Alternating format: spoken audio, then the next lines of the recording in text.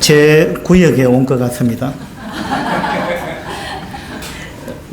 무슨 말인지 알고 웃으셨어요? 제가 한 30년 전에 여기 살았습니다. 신길동에. 예. 그래서 오늘 서울역에서 윤명수 형제님 차를 타고 이쪽으로 오는데 아주 정겨운 그러한 모습들 보고 옛날 생각이 많이 났습니다. 제가 군 생활을 한 5년 정도 하고 제대하고 이랜드 그룹에 취업을 했는데 그때 서울에서 한 4, 5년 그렇게 살았습니다. 처음에 대림동에 있었고 그 다음에 이제 신길동에 대방동입니까? 성혜병원 있는 쪽에 거기 살았고 우리 큰아이가 초등학교를 거기 대방초등학교 거기 들어갔다가 1학년 때 3월달에 입학했다가 4월달에 밀양으로 내려갔습니다.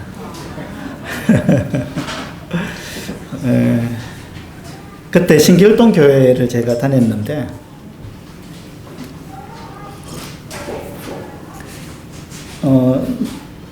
주일 오후였던가 우리 신길동 교회 청년들하고 여기 가까운데 영등포 교회에 있는데 우리 한번 가보자.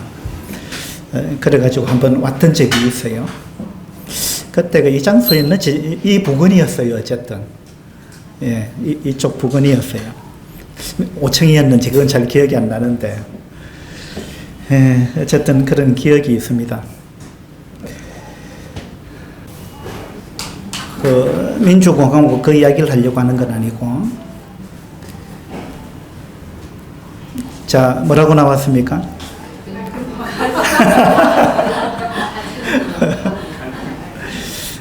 우리나라는 민주공화국이기도 합니다만은 갈등공화국이다 이렇게 신문 기사에 떴습니다.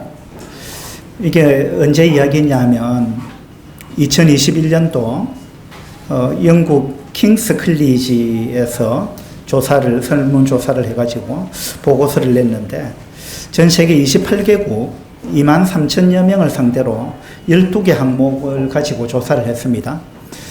왜 이 조사를 했느냐 하면 영국에서 우리나라가 너무 지금 갈등이 심하다.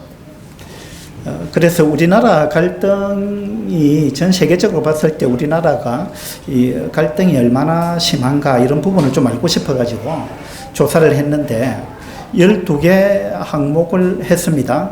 이주민 간의 갈등, 이주민과 본토인 간의 갈등, 또 도시와 농촌 간의 갈등, 계급, 권력, 또 인종, 그 다음에 이념, 빈부, 성별 등등 해가지고 12개 항목으로 조사를 했는데 놀랍게도 우리나라가 1등을 해버렸습니다.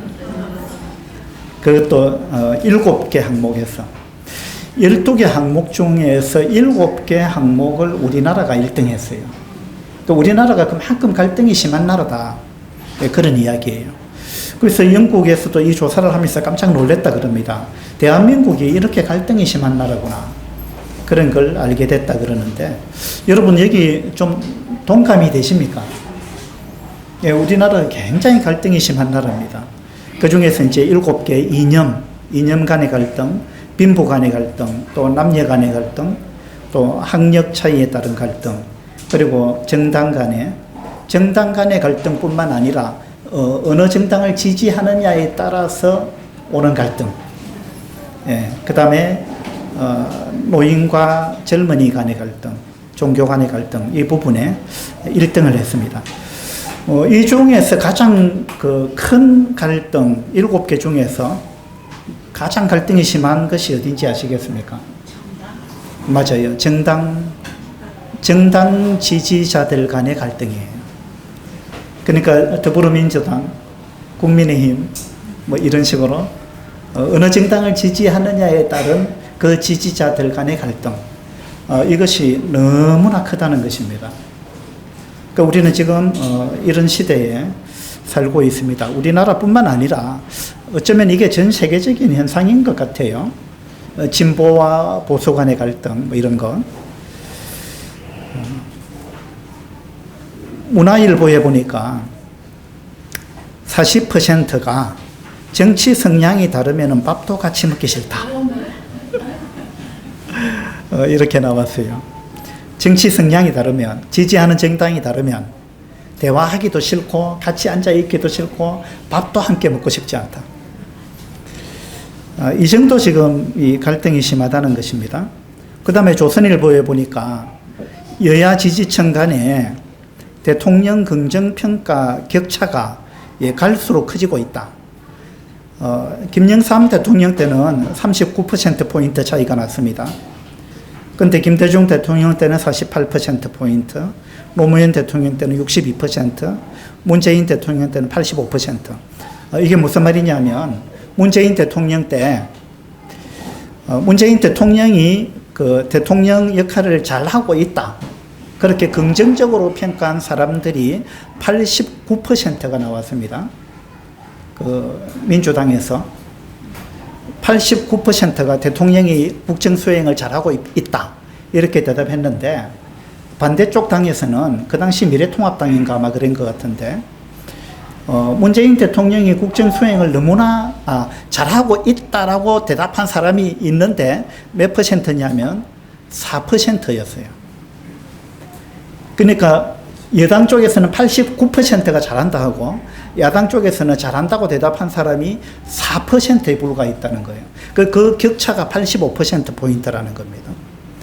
이것이 김영삼 대통령이 재임하던 시절에는 39%포인트 차이가 났다. 이 말은 뭐냐면 여당은 당연히 잘한다 했겠죠. 그런데 야당에서도 김영삼 대통령이 국정 수행을 잘하고 있다라고 대답한 사람들이 야당에서도 제법 많이 있었다 그 말이에요. 그런데 시간이 지나면서 보세요. 이 격차가 계속 커지고 있는 겁니다. 그러니까 지금은 문재인 대통령 때는 85%포인트 격차가 났는데 지금은 아마 100대 0이 아닐까.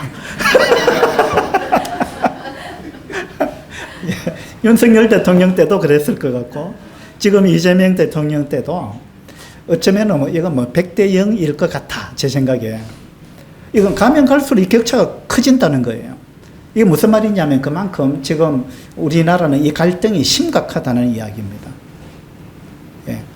그리고 아무리 팩트를 말해도 반대쪽에서는 그것이 사실로 인정이 되고 드러났다 할지라도 밝혀졌다 할지라도 안 믿는 시대에 우리가 살고 있습니다.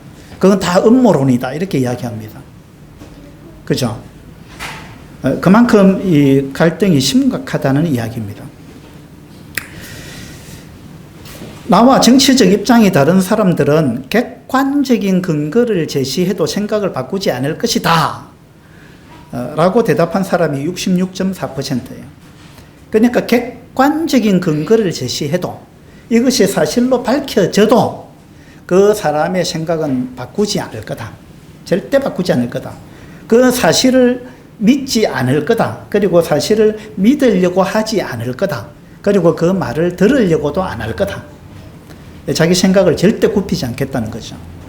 예. 이만큼 우리는 심각한 갈등 사회에 살고 있습니다. 이번 성도 집회의 주제가 뭔지 아십니까? 안 알려주셨군요. 성령이 하나 되게 하신 것을 힘써 지켜라. 그것을 이제 주제로 삼고 4시간 말씀을 전하려고 합니다. 여러분 이거 한번 읽어보세요.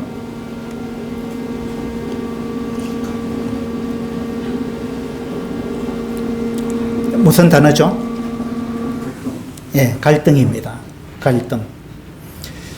이게 무슨 갈자인지 아십니까? 등자는 무슨 등자인지 아십니까? 이 한자로 갈자는요, 칡 갈자고요. 칡 있죠, 칡뿌리. 등은요, 등나무 등자입니다. 그러니까 이거 갈등이라는 단어는 칡이라는 식물하고 등나무라는 그 나무와 연관된 그렇게 해서 나온 단어인데요. 자, 우리나라가 이제 갈등공화국인데 지금 여기 나오는 이 식물 이름이 뭘까요? 예, 이건 등나무입니다. 예, 등나무는 이렇게 생겼어요. 막 꼬아서 이렇게 올라갑니다. 그 다음에 이 나무는 무슨 나무일까요? 이건 칡이에요. 그 등나무와 칡의 공통점은 예, 뭐 이렇게 꼬아서 올라갑니다. 이 메타세카이어라는 나무 아십니까? 담양에 있는 일직선으로 쫙 자라는 나무, 그죠? 그 메타세카이어인데, 근데 이 등나무하고 칡은요, 그렇게 자라지 않습니다. 항상 이렇게 막 배 꼬아서 자랍니다. 이것이 이제 이 두 나무의 특징인데, 근데 이 두 나무의 차이점이 있어요. 뭘까요? 둘 다 이렇게 막 꽉 올라간다는 것은 같은데, 차이점은요? 네, 방향이 달라요, 방향이. 꼬는 방향이 다릅니다. 등나무는 왼쪽으로 꼬아서 올라갑니다. 등나무는 항상 왼쪽으로 꼽니다, 이렇게. 어느 등나무도 그래요. 모든 등나무는 어김없이 왼쪽으로 꼬아서 올라갑니다. 칡은 항상 오른쪽으로 꼬아서 올라가요. 예. 모든 칡은 그렇습니다. 예. 그래서 이 갈등이라는 단어가 칡과 등나무인데, 이 왼쪽으로 꼬아 올라가는 등나무하고 오른쪽으로 꼬아 올라가는 이 칡이 만나면은, 그래갖고 서로 막 얽혔어요. 하나는 이리 꼬고 하나는 이리 꼬는데 막 얽혔습니다. 그러면은 이거 풀기가 쉽겠어요, 어렵겠습니까? 이건 굉장히 풀기가 어렵겠죠. 그걸 갈등이라 그러는 겁니다. 갈등. 그러면은 어느 것이 등나무가 지금 옳은 겁니까? 칡이 옳은 거예요. 어느 쪽으로 꼬아서 올라가는 것이 옳은 거예요. 네? 칡은 그러겠죠. 야, 칡은 등나무를 보고, 야, 너 왜 자꾸 왼쪽으로 꼬아? 그거 틀린 거야. 나처럼 오른쪽으로 꼬아야 돼. 오른쪽이 바른 쪽이잖아. 오른손 바른 손이라 이러잖아요. 칡은 아마 그래 이야기할 거예요. 등나무는 뭐라고 이야기할까요? 등나무도 할 말이 있죠. 왜 오른쪽이 바른 쪽이야?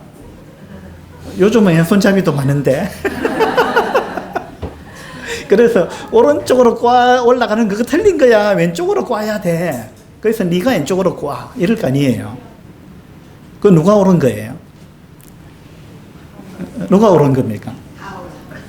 그렇죠. 이거는요, 둘 다 옳은 겁니다. 왜냐하면 하나님께서 이렇게 설계하셨거든요. 등나무는 항상 왼쪽으로 꼬도록 설계하신 분이 하나님이에요. 그렇게 디자인하신 분이 하나님이에요. 칡은 항상 오른쪽으로 꼬도록 하나님이 그렇게 만들어 놓으신 거예요. 하나님이 그렇게 하셨어요. 그러니까 이건 둘 다 옳은 거예요. 그죠? 근데 칡과 등나무는 서로가 자기가 옳다고 주장할 거다 이 말이에요. 우리가 사람 사이의 갈등도 이와 같은 부분이 많다는 거예요. 그래서 항상 자기가 옳다는 거예요. 자기가 옳다. 다르다는 것은 틀린 거라는 거하고는 달라요. 맞죠? 다르다고 틀린 건 아니에요. 나하고 다르다고 그 사람이 틀린 건 아니에요. 다를 뿐이에요. 맞죠? 우리는 이제 다르다라는 말하고 틀리다라는 말을 막 섞어서 쓰는데, 그 분간을 잘 못하는데, 그거는 다른 겁니다. 그래서 나하고 다르다고 그 사람이 틀린 건 아니에요. 근데 우리는 어떻게 생각하느냐 하면, 나하고 다르면은 그 사람이 틀렸다고 생각합니다. 그건 뭐냐면 내가 옳다 그 말이거든요. 나는 항상 옳은 거예요. 그래서 항상 갈등이 오는 겁니다. 나는 옳은데 나처럼 안 하는 당신이 틀렸다. 부부간에도 그렇거든요. 그렇죠? 대체적으로 자매님들은요, 결혼해갖고 자기 남편을 막 만들어 가려 그래요.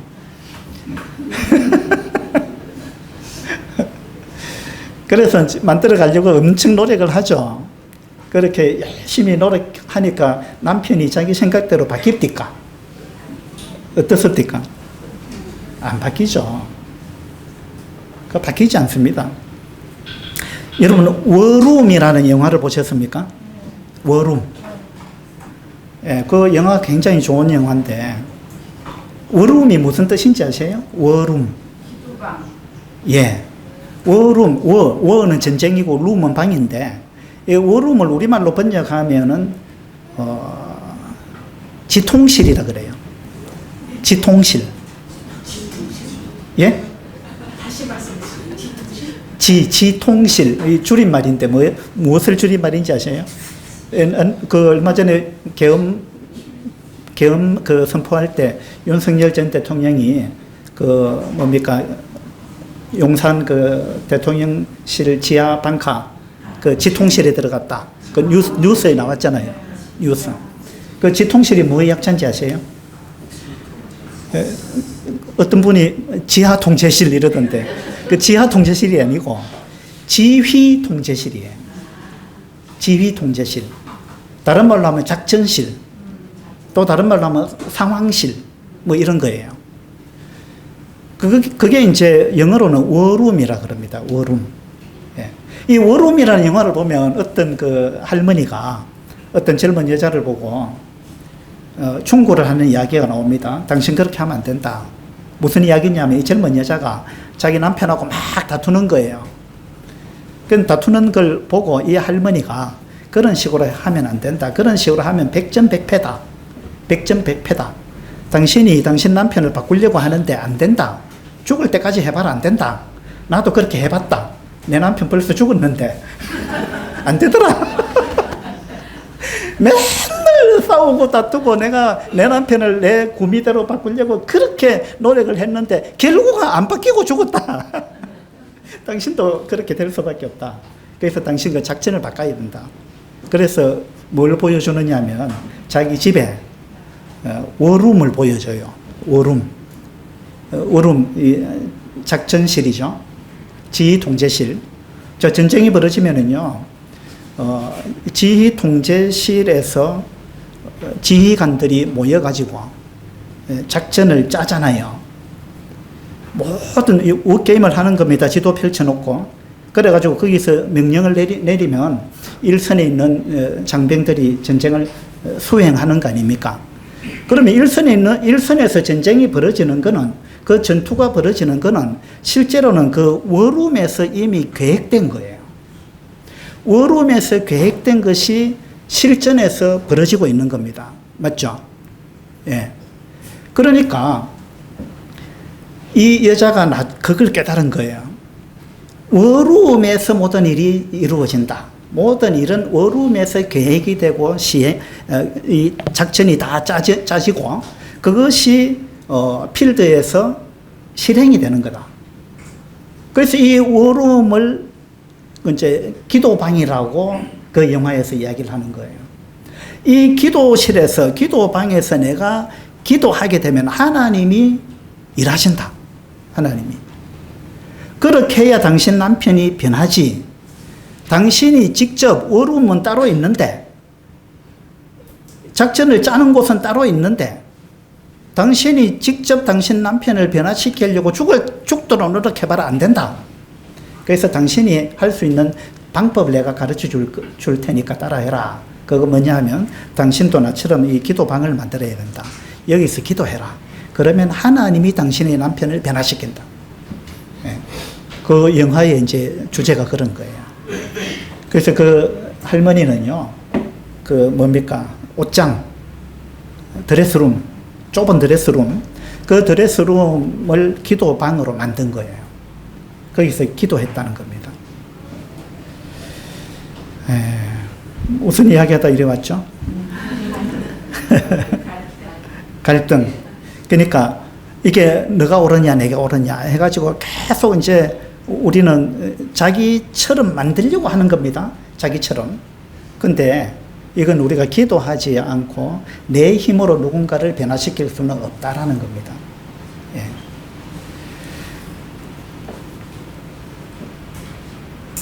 요게 2019년도에 한국 기독교 사회 문제 연구원 여기서 이제 설문조사를 했는데요.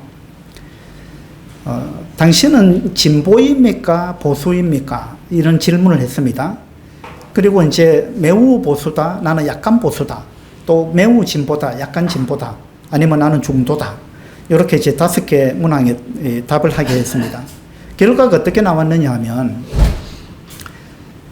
여러분, 보수가 지금 많이 나왔습니까? 진보가 많이 나왔습니까? 이 표에 보니까 진보가 많죠. 진보가 많은데, 근데 황토색은 비기독교인입니다.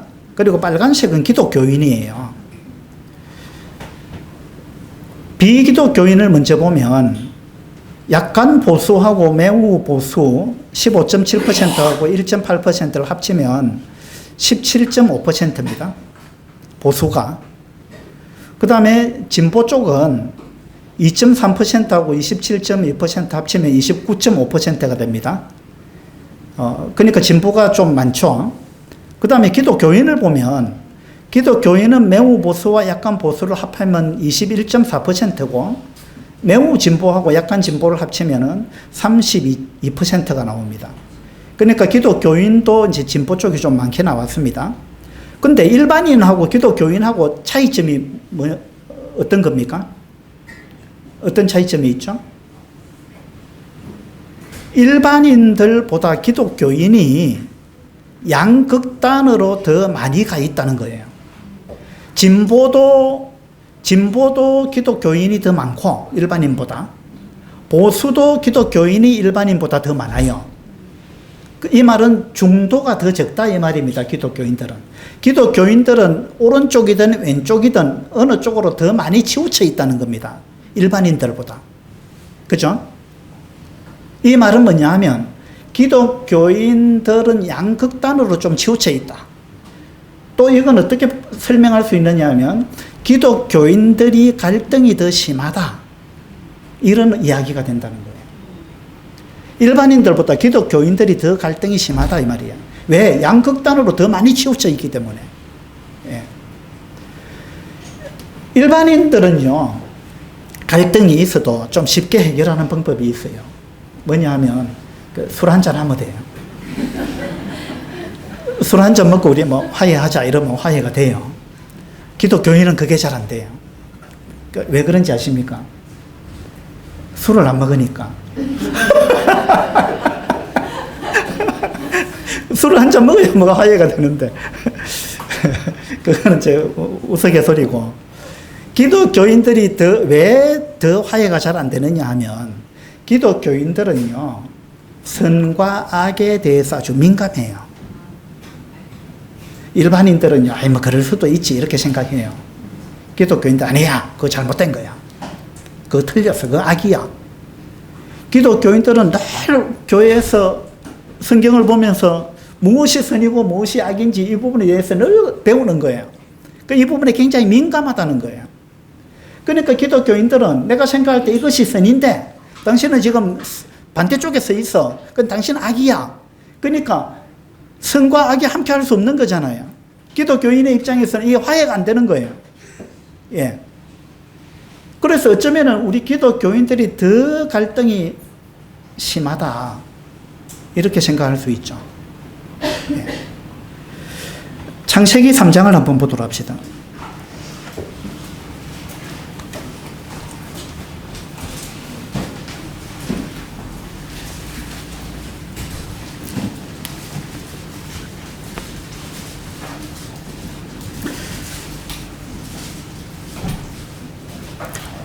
창세기 3장 3절입니다. 3장 3절. 동산 중앙에 있는 나무의 열매는 하나님의 말씀에 너희는 먹지도 말고 만지지도 말라, 너희가 죽을까 하노라 하셨느니라. 여기 동산 중앙에 있는 나무 이랬습니다. 이 나무가 뭐죠? 예? 선악과 나무. 예. 동산 중앙에 있는 나무가 선악과 나무 맞습니까?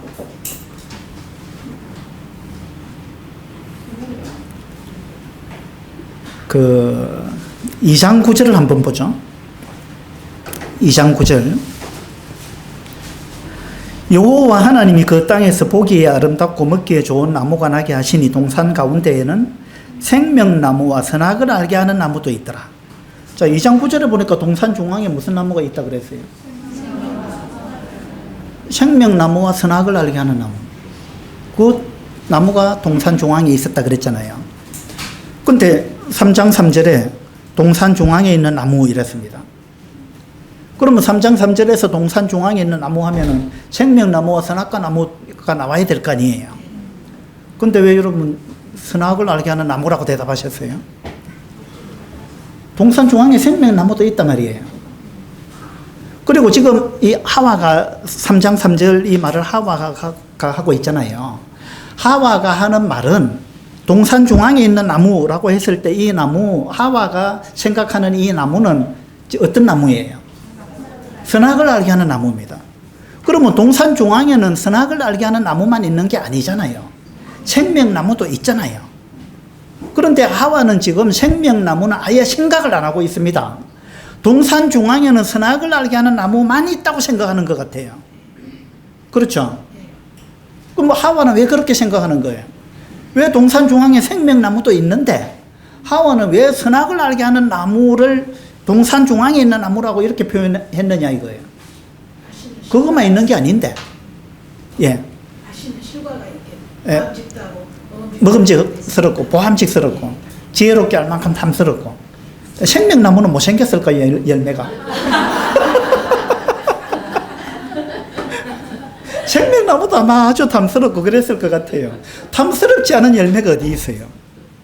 예쁘지 않은 열매 있습니까? 다 탐스럽고 다 맛있고 다 향기가 있고 다 영양가가 있고 하나님 만드신 거 다 좋은 거잖아요. 그런데 하와는 지금 동산 중앙에 생명나무도 있고 선악을 알게 하는 나무도 있는데 하와의 눈에는 생명나무는 지금 하와의 눈에 안 들어와요. 선악을 알게 하는 나무만 자기 눈에 지금 들어오는 거예요. 하와의 관심은 이 선악에 있었다는 거예요. 하와의 관심은 생명이 없었어요. 무엇이 선이냐 무엇이 악이냐 여기에 지대한 관심을 갖고 있었다는 겁니다. 이게 하와만 그랬느냐? 이거 우리 모든 사람의 특징이에요. 하와가 선악과를 먹었다라는 말은 내가 선악을 분별하겠습니다 그 말 아니에요. 하나님이 선하다는 건 선한 것이고 하나님이 악하다는 건 악한 건데 하와가 생각하기에 하나님 나도 선악을 분별할 줄 압니다. 그리고 내가 하나님보다 더 잘 분별해요. 하와는 그 생각을 갖고 있어요. 하나님이 인간을 보고 선악과를 먹지 말라고 한 말은 뭐냐 하면 선과 악을 네가 분별하려고 하지 마라 그 말입니다. 왜 그러냐? 인간은 선악을 정확하게 분별할 능력이 없다. 선악을 정확하게 분별할 수 있는 존재는 나밖에 없다. 하나님밖에 없다. 이게 하나님의 생각이에요. 왜냐하면 우리 사람은 무언가를 정확하게 보지 못해요. 그리고 전체적으로 못 봅니다. 우리는 굉장히 부분적으로 봐요. 그렇죠? 우리는 사람을 정확하게 분별 못합니다. 저 사람이 어떻게 저렇게 할까 난 이해할 수 없어. 이렇게 우리가 흔히 이야기하지만 그 사람의 살아온 배경을 안다면 그 사람이 지금까지 어떤 환경 가운데 어떤 경험을 했고 어떻게 살아왔으며 어떤 상처를 가지고 있는지 이런 부분을 우리가 안다면 그 사람이 그렇게 하는 것을 우리는 이해할 수도 있는데 우리는 그걸 모르거든요. 그 사람이 어떤 배경을 갖고 있는지 어떤 상처를 갖고 있는지 우리는 모르잖아요. 내 입장에서 생각하니까 우리는 다른 사람을 이해를 못하는 거야. 그러니까 우리는 무언가를 정확하게 판단할 수 있는 능력 자체가 없습니다. 우리 인간한테는. 이걸 하나님께서 아시기 때문에 너는 선악을 분별하려고 하지 마라. 선악은 내가 분별하는 거다. 내가 선하다고 한 건 선한 거다. 그걸 받아들여라. 선악과를 먹지 말라는 말은 그런 의미를 갖고 있는 거예요. 근데 뭐 다른 의도도 있겠죠. 그런데 하와가 선악과를 먹었다 이 말은 내가 선악을 분별하겠습니다 이 말이거든요. 그리고 나도 선악을 잘 분별합니다. 오히려 내가 더 잘합니다 이 말이에요. 왜냐하면 우리는 하나님이 이것이 선한 거다, 저건 악한 거다 말씀하셨는데 우리가 볼 때, 우리가 생각할 때 하나님이 악하다 한 그것이 더 좋아 보이는 경우가 있어요. 맞죠? 그걸 하면은 더 즐거울 것 같고 더 행복할 것 같고 재미있을 것 같고 그것이 나한테 더 유익할 것 같은 생각이 들 때가 있다는 거예요. 그러면 하나님이 그것이 악이라고 해도 나는 자꾸 그것이 하나님은 그걸 악한 거라 하는데 내가 볼 때는 그렇지 않은데요. 내가 볼 때는 그거 좋은 건데요.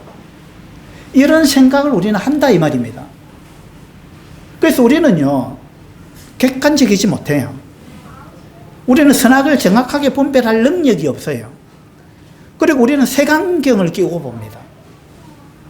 색안경을 끼고 봐요. 그것뿐만이 아니라 우리의 시야는 굉장히 좁잖아요. 색안경을 낀다는 말은 우리가 선입견을 갖고 있다는 말인데, 선입견은 어떻게 해서 생기죠? 선입견은 내가 오랫동안 해왔던 것이 내한테 익숙해요. 내가 오랫동안 해왔던 것이 내한테 익숙하고 편리하게 느껴지기 때문에 그것이 옳다라고 생각합니다. 근데 내가 해오지 않았던 거, 내가 오랫동안 해오지 아니한 생소한 뭔가를 생소한 방법으로 하려고 하면 좀 불편하잖아요. 그러니까 그거는 잘못된 거다 이렇게 생각합니다. 그거는 잘못된 게 아닙니다. 잘못된 게 아닌데 내가 익숙하지 않으니까, 다시 말해서 내가 그렇게 길들여지지 않았던 거예요. 그러니까 나한테 길들여지지 아니한 거는 우리는 그건 잘못된 거다 이렇게 생각한다는 거예요. 그게 선입견입니다. 그 다음에 우리는 내가 맨 처음에 접했던 것이 옳은 건 줄 알아요. 그러니까 나는 늘 이렇게 해왔는데, 처음부터 이렇게 해왔는데, 교회에서도 그러잖아요. 우리가 교회에서 우리 지금까지 이렇게 해왔는데 이번에는 이런 식으로 한번 해봅시다 이러면은 불편한데요. 마음의 평안함이 없는데요. 마음의 평안함이 없대요. 그 마음의 평안함이 없을 확률이 높아요. 왜냐하면 그거 안 해본 거거든. 그 익숙하지 않거든요. 그죠? 그래서 마음의 평안함이 없대요. 그래서 그거 잘못된 거다고 생각해요. 그러면 그것이 잘못됐다는 성경적 근거를 한번 이야기해 보세요. 그러면 성경적 근거는 없대요. 성경에는 그런 게 잘못됐다라는 말이 없대요. 그러면 잘못된 거 아니잖아요. 성경에서 잘못된 거라 하면 잘못된 건데, 성경에서 말하고 있지 않은 걸 성경에서 잘못된 거라고 말하지 않는데 그걸 잘못된 거라고 이야기하면 안 되지 않느냐 그러면은 성경에는 안 나와 있지만은 마음이 안 편하다, 마음이 평안함이 없다. 그럼 기준이 뭡니까? 성경이 기준이 돼야 되는데, 그죠? 성경이 기준이 아니고 자기가 익숙하냐 안 하냐 그것이 기준이 됐다는 거예요. 이것이 선입견이에요. 그죠?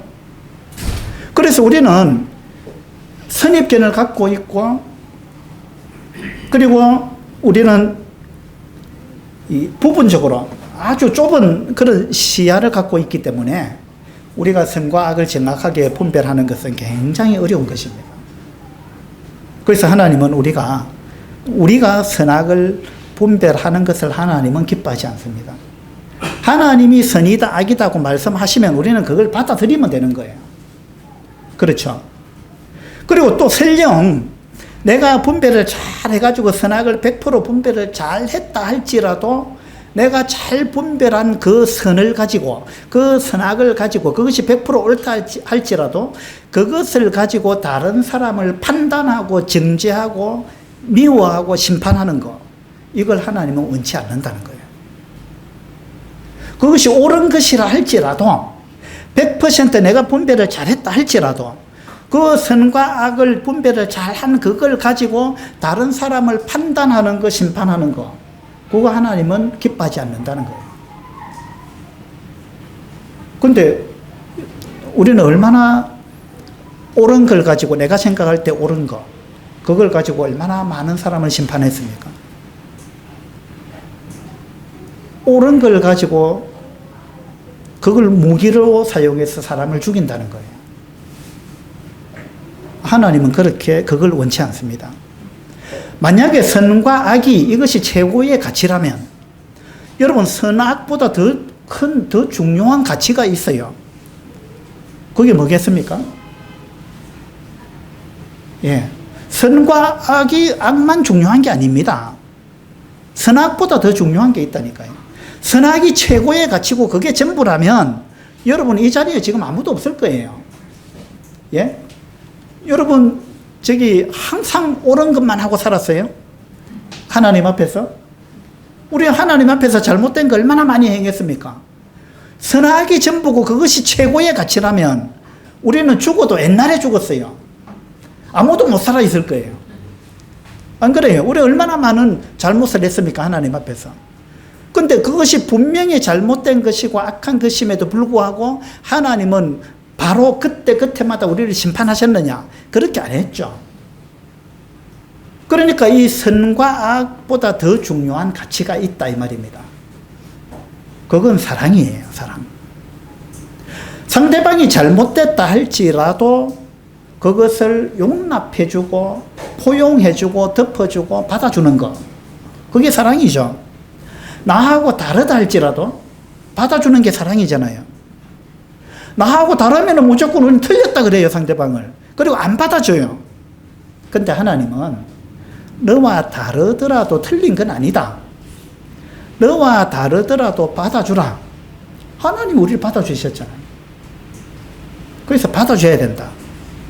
이 갈등을 해결하는 방법이 이제 이와 같은 건데, 우리는 이 선악에 너무 민감하다는 거예요. 선악에. 이 바리새인들이 특징이 그랬습니다. 바리새인들은 항상 이것이 옳으냐 저것이 옳으냐 그거 따지던 사람들이에요. 그것도 아주 사소한 것 가지고. 그래서 어떤 사람은 바리새인에 대해서 어떻게 정의를 했느냐 하면, 바리새인은 사소한 것을 전공한 사람이다. 아니, 그렇게 누가 정의를 했더라고요. 아주 사소한 걸 전공을 한 사람이 바리새인들이다. 그 별것도 아닌데 그걸 가지고 막 따진다는 거예요. 그래가지고 막 사람을 미워하고 심판하고 막 이렇게 한다는 거죠. 아주 사소한 걸 가지고. 우리도 많은 세월을 그렇게 보냈다는 겁니다. 선악을 분별하는 것. 이 선악이 최고의 가치라고 자꾸 생각하는 겁니다. 바리새인들은 이 법을 어기느냐 법을 지키느냐 율법대로 사느냐 그렇지 않느냐 이것을 최고의 가치로 그들은 생각했던 것 같아요. 근데 그래서 그들은 율법을 잘 안다고 생각했습니다. 그들은 스스로 율법 선생이라 생각했어요. 근데 바리새인들이 정말 율법을 제대로 알았느냐? 아닙니다. 율법을 제대로 알았으면 그렇게 안 합니다. 왜냐하면 율법의 근본 정신이 뭐죠? 사랑입니다. 사랑. 율법의 근본 정신은 사랑이거든요. 근데 그들은 율법을 그 피상적으로만 본 거예요. 율법의 그 중심 사상이 뭔지, 그 근본 정신이 뭔지 이걸 놓쳤습니다. 그들이 정말로 율법을 제대로 알았더라면 이웃을 사랑해야 되죠. 자기와 다르더라도 사랑해야 되잖아요. 자기와 다르더라도 포용하고 받아줘야 되는 거예요. 그것이 율법의 정신입니다. 근데 바리새인들은 그렇게 못했어요. 아주 사소한 것 가지고 따지고 그것 가지고 당신과 나하고는 하나 될 수 없다. 그렇게 주장했던 사람들이 바리새인입니다. 근데 우리는 바리새인 하면 아주 그냥 나쁜 사람들, 형편없는 사람들 이렇게 생각하는데, 바리새인은요 출발은 좋았습니다. 이 바리새라는 단어의 뜻이 뭐냐 하면 분리된 자, 구별된 자 이런 의미를 갖고 있어요. 그러니까 바리새인의 출발은 뭐냐 하면은요, 그들은 세속화된 그 헬라 문화, 거기에서 우리는 이 세속화돼서는 안 된다. 우리는 그들과 다르다. 세상 사람들과 다르다.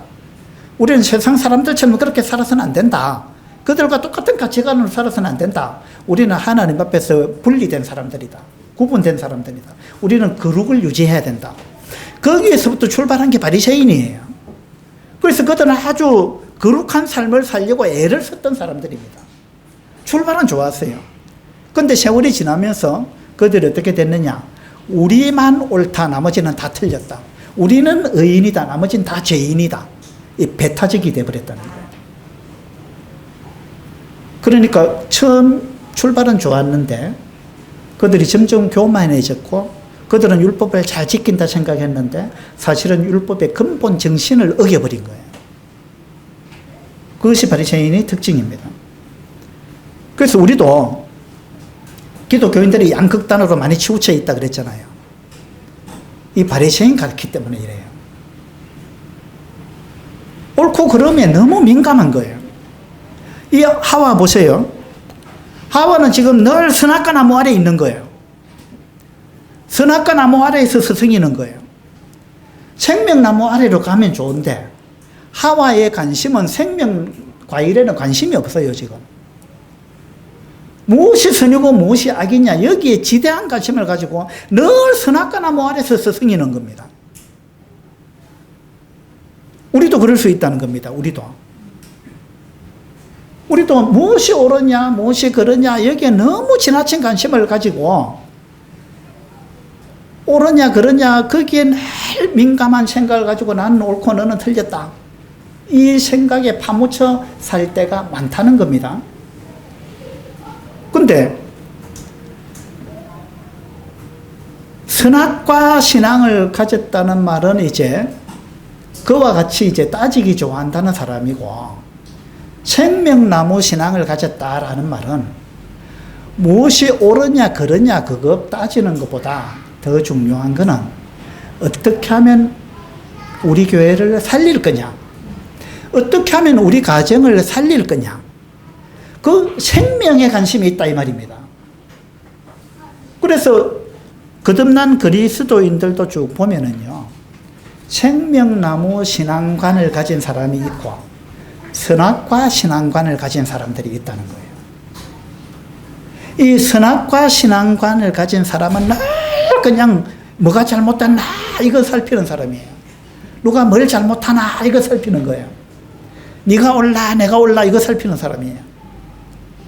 그래가지고 심판하려고 하는 거예요. 생명나무 신앙관을 가진 사람은 그렇지 않습니다.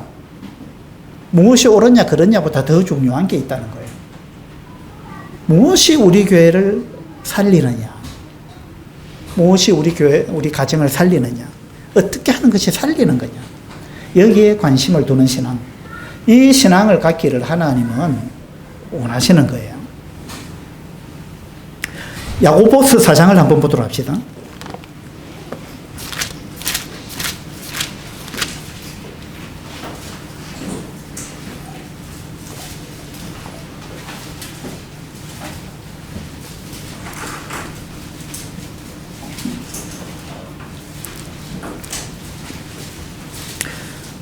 야고보서 4장 11절입니다.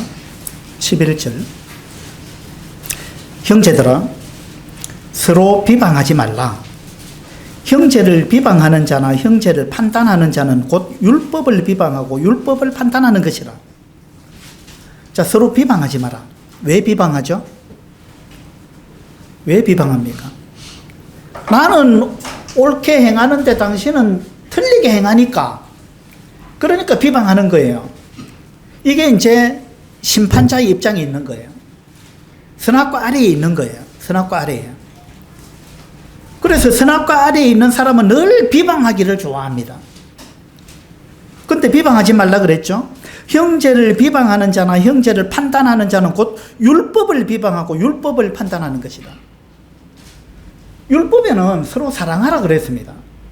용납하라, 받아주라, 원수도 사랑해라. 그게 하나님의 법이에요. 근데 아이 하나님 어떻게 저런 사람을 사랑할 수 있습니까? 저렇게 나쁜 짓을 하는데 저 악을 행하는데 그런데 어떻게 저 사람을 내가 받아줄 수 있습니까? 어떻게 저 사람을 내가 사랑할 수 있습니까? 우리는 그런 생각을 가질 때가 많다는 거예요. 나는 옳은데 저 사람 틀렸잖아요. 근데 틀린 걸 어떻게 받아줍니까? 틀린 걸. 근데 하나님은 우리가 틀렸을 때도 받아줬잖아요. 안 그래요? 우리가 항상 옳았기 때문에 하나님이 우리를 받아줬습니까? 여러분 자녀가 항상 잘하기 때문에 받아주고 사랑합니까? 아니면 잘못하는데도 불구하고 포용해주고 감싸줍니까? 혼낼 때도 있지만 아이가 잘못할 때마다 혼을 내주면 아이가 어떻게 살겠어요? 안 그래요? 죽습니다, 죽어요. 하나님도 우리가 뭐 잘못할 때마다 하나님이 우리를 혼낸다고 생각해 보세요. 우리 살 수가 없는 거예요. 안 그렇습니까? 근데 하나님, 저 사람 틀렸잖아요. 잘못했잖아요. 악을 행했잖아요. 그런데 내가 어떻게 받아줍니까? 어떻게 사랑합니까? 이 말은 율법을 판단하고 율법을 비방하는 거예요. 하나님은 받아주는데 나는 못 받아줍니다. 그 말이거든요. 하나님은 받아주라 하는데 나는 못 받습니다. 이 말은 뭐예요? 내가 하나님보다 더 높다 이 말 아닙니까? 이 굉장히 위험한 거예요. 이건 엄청나게 교만한 거예요. 12절에 보세요. 11절 끝부분 좀 봅시다. 네가 만일 율법을 판단하면 율법의 준행자가 아니요 재판관이로다. 자, 우리가 율법을 판단한다 이 말은 우리가 다른 사람을 판단한다, 받아주지 않고 판단한다. 그리고 하나님은 받아주라 했는데 나는 못 받아주겠다. 베드로도 그랬습니다. 베드로가 한 상을 받는데 하늘에서 막 음식이 내려왔는데 하나님이 잡아 먹으라 그랬는데 베드로, 아유 하나님 무슨 말씀하십니까? 나는 안 먹어요. 못 먹어요. 그랬습니다. 이 부정한 걸 내가 어떻게 먹습니까? 베드로 그랬어요. 하나님은 먹으라 했잖아요. 그러면 하나님이 먹으라 한 말이 잘못된 말이고 베드로가 생각할 때 베드로는 이 이게 부정한 거냐 정한 거냐, 베드로는 그걸 자기가 분별하고 있고, 하나님 내가 부정한 음식 먹은 적이 없는데 나 이거 못 먹습니다. 하나님은 먹으라 하는데 나 못 먹습니다. 이게 뭡니까? 하나님의 판단보다 내 판단이 옳다 그 말이거든요. 이거 굉장히 위험한 거예요. 그래서 우리가 네가 만일 율법을 판단하면 율법의 준행자가 아니고 재판관이다. 자, 여러분은 율법의 준행자입니까? 재판관입니까? 예? 여러분은 율법을 준행하는 사람입니까? 아니면 율법을 가지고 재판하는 판사입니까? 여러분 어느 쪽이에요? 저 율법을 갖고 재판하는 사람은 누군지 아십니까? 누구예요? 하나님이에요. 율법을 가지고 재판하시는 분은 하나님이에요. 재판관은 하나님이에요. 우리는 재판관이 아닙니다. 우리는 준행자예요. 우리는 율법을 준행하는 준행자입니다. 그런데 우리는 자꾸만 내가 재판관인 줄 착각하는 거예요. 우리는 자꾸 내가 사람을 재판하려고 하는 거예요. 그 다음에 12절 보세요. 입법자와 재판관은 오직 한 분이시니. 자, 재판관은 오직 한 분이다. 하나님밖에 없다 그 말이죠. 그 다음에 재판관도 한 분이고 입법자도 한 분입니다. 저 입법자는 누굽니까? 법은 누가 정합니까? 하나님이 정하는 거예요. 입법자도 하나님이고 재판관도 하나님입니다. 우리는 재판관도 아니고 입법자도 아니에요. 그런데 우리는 자꾸 재판관 역할을 하려고 해요. 우리는 자꾸 우리가 사람을 판단하려고 한다 이 말입니다. 우리가 심판하려고 하는 거예요. 그것뿐만 아니라 우리는 입법자가 되려고 합니다. 한수를 더 떠가지고 입법자가 되려고 해요. 법을 내가 정하려고 한다는 거예요. 여러분 스스로 법을 정한 적이 많죠? 어떻습니까? 아, 이거는 이렇게 해야지. 그렇게 이야기합니다. 그 성경에 그렇게 돼 있습니까? 물으면, 아이, 성경에 안 나와 있어도 이렇게 해야 마땅히 이렇게 해야지. 성경에 안 나와 있어도 이렇게 해야 마땅하지. 이거 누가 정한 거예요? 네, 자기가 정한 거예요. 하나님이 정하지 아니한 법을 하나님은 그걸 이래라 저래라 정하지 않은 게 많습니다. 성경에. 하나님이 모든 걸 이렇게 해라 저렇게 하라고 하시는 분이 아니고 최소한의 하나님이 어떤 법을 정해놓은 겁니다. 법이 많으면 많을수록 뭐가 많아지는지 아십니까? 법이 많으면 많을수록 범법자가 많아져요. 범법자가. 법이 많은 세상이 살기 좋은 세상이라고 생각하는데 그렇지 아니에요. 법이 없어도 살 수 있는 세상이 좋은 세상이고, 맞죠? 법이 많으면 많을수록 범법자가 많아지고, 법이 많으면 많을수록 우리의 삶이 힘들어져요. 법이 많으면 많을수록 우리가 힘들어지잖아요. 나도 힘들고 모두가 힘들어지는 거예요. 그런데 우리는 자꾸만 법을 정하는 걸 좋아한다는 거예요. 하나님은 최소한의 법을 정해놨습니다. 최소한의 법을 정해놨는데 우리가 생각할 때, 하나님 이 정도 갖고 안 되죠. 이것도 해야죠. 저것도 해야죠. 이렇게도 해야 돼. 저렇게도 해야 되고. 자기가 법을 정한다는 겁니다. 이건 어떤 사람들이 주로 그렇게 하느냐 하면, 하나님을 더 잘 섬기려고 애를 쓰는 사람일수록 어쩌다 보면 법을 더 많이 정해요. 다 그런 건 아니지만, 하나님을 더 잘 섬기려고 하다 보니까 자꾸 법을 정하는 거예요. 이게 바리새인들이 그렇게 했어요. 맞죠? 바리새인들은 하나님이 정해놓은 그 법 갖고 만족이 안 돼요. 그것보다 더 많은 법을 정해야 돼요. 안식일에 관한 법도 하나님이 정해놓은 것보다 그들이 더 많은 세부적인 법을 정했다는 거예요.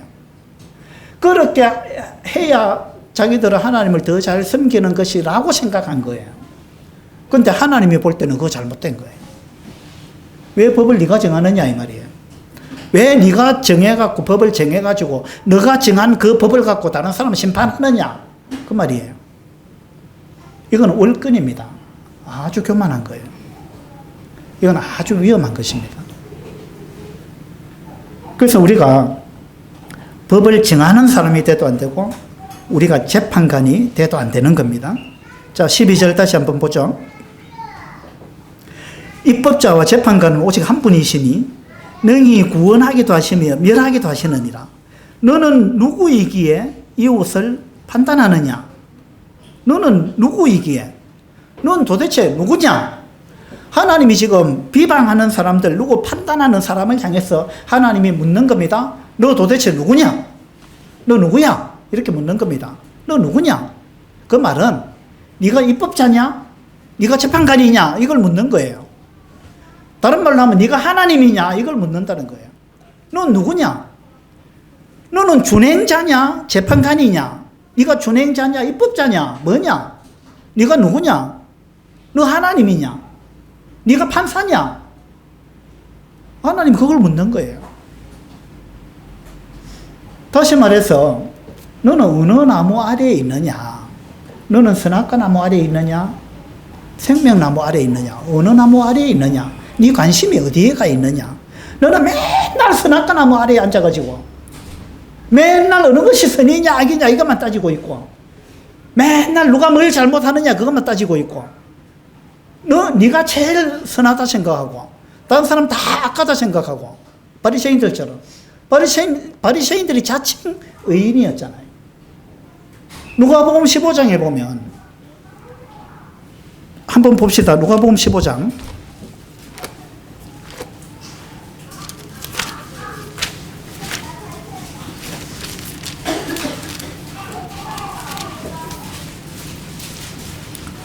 누가복음 15장 1절입니다.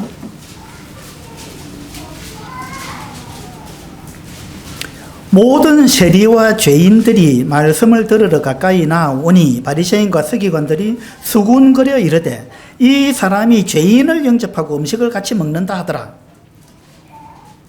모든 세리와 죄인들이 할 때 여기 영어 성경에 보니까 죄인들의 따옴표가 딱 붙어 있더라고요.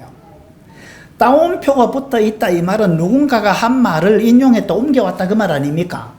그러니까 이게 죄인들이라는 말이 이게 누가가 한 말이 아니고 이 누가복음을 쓴 누가가 한 말이 아니고 어떤 사람들이 이 사람들을 보고 늘 죄인들이라고 불렀다 그 말이에요. 늘 자기들은 의인이고 나머지는 다 죄인들이라고 불렀다. 그래서 그들이 말하는 그 죄인들 그 단어를 따온 거라는 말이에요.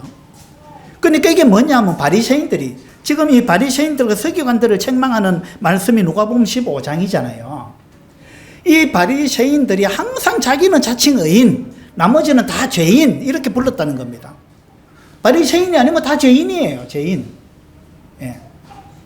그러니까 이 바리새인들은 항상 선악과 나무 아래에 있었다 그 말입니다. 선악과 나무 아래에.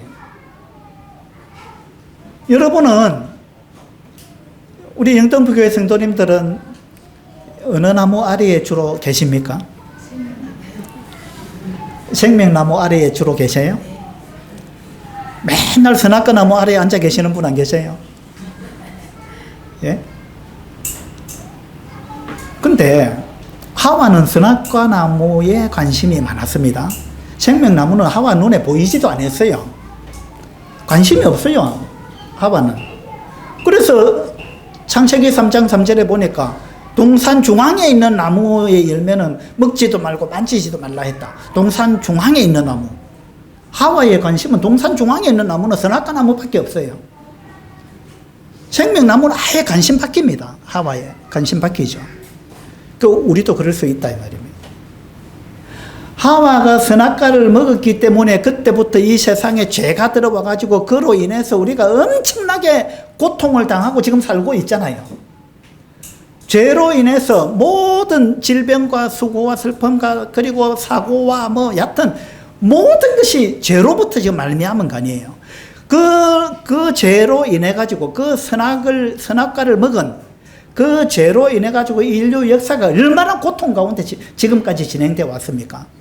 그러면 우리가 그 고통을 경험했고 알고 있다면, 그러면 이제 우리가 주님께로 돌아와 가지고 구원받은 그리스도인이 됐다면 이제 우리 마음속에는 하나님, 우리가 저 선악과 먹어 가지고 내가 선악을 분별하겠다고 나서 가지고 우리가 이렇게 고통을 당했고 우리만 고통당한 게 아니고 하나님도 너무 많은 고통을 당했는데 이제 내가 구원받았으니까 내가 다시는 선악과 나무 아래 내가 가지 않겠습니다.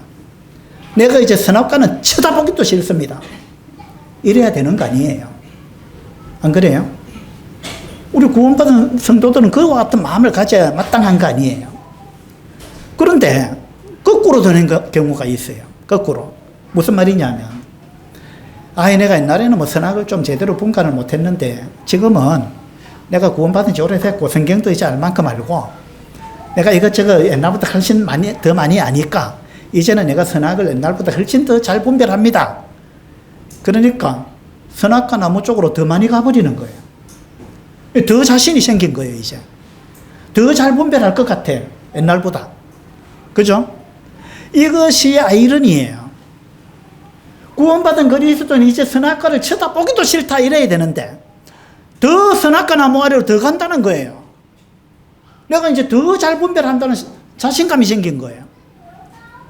이건요 굉장히 교만한 겁니다. 굉장히 위험한 거예요.